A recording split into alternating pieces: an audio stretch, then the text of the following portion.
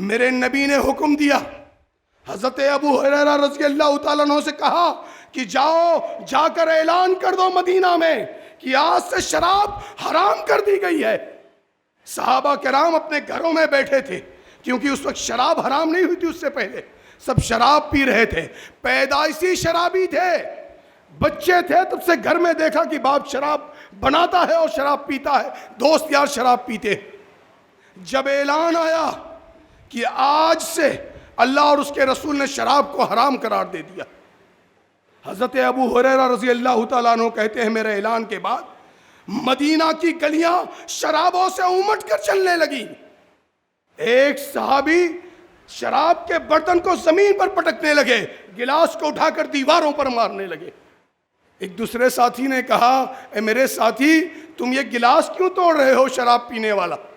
کہا تم نے سنا نہیں کہ شراب حرام کر دی گئی ہے؟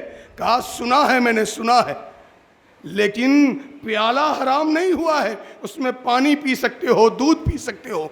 کہا اے میرے ساتھی سن لے، جس چیز کی حرمت کا حکم نازل ہو جائے اس کو یاد دلانے والی کوئی چیز میرے گھر میں باقی رہے یہ مجھے گوارا نہیں۔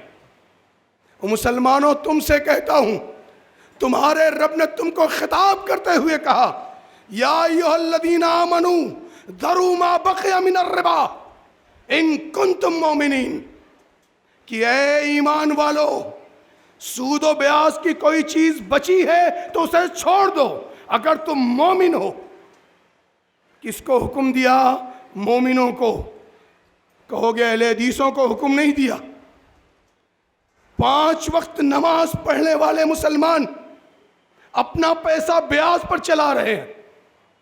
آج اہل حدیثوں میں فیشن آیا ہے، گاڑی لیں گے لون پر، گھر لیں گے لون پر، تجارت چلے گی لون پر۔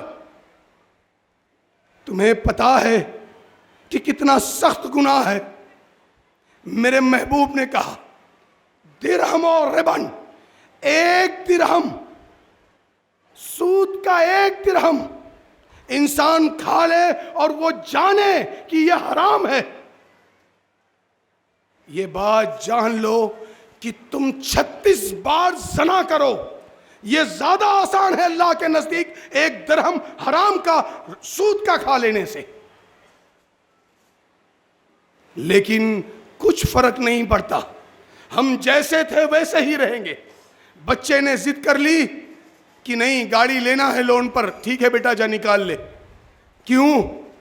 مسلمانوں یہ بات جان لو، میرے لیے بھی اور دنیا کے تمام لوگوں کے لیے، نبی کا فرمان آ جانے کے بعد اس روئے زمین پر ان کے خلاف کوئی عمل کرنا یہ جہنم کی طرف لے جانے والا راستہ ہے۔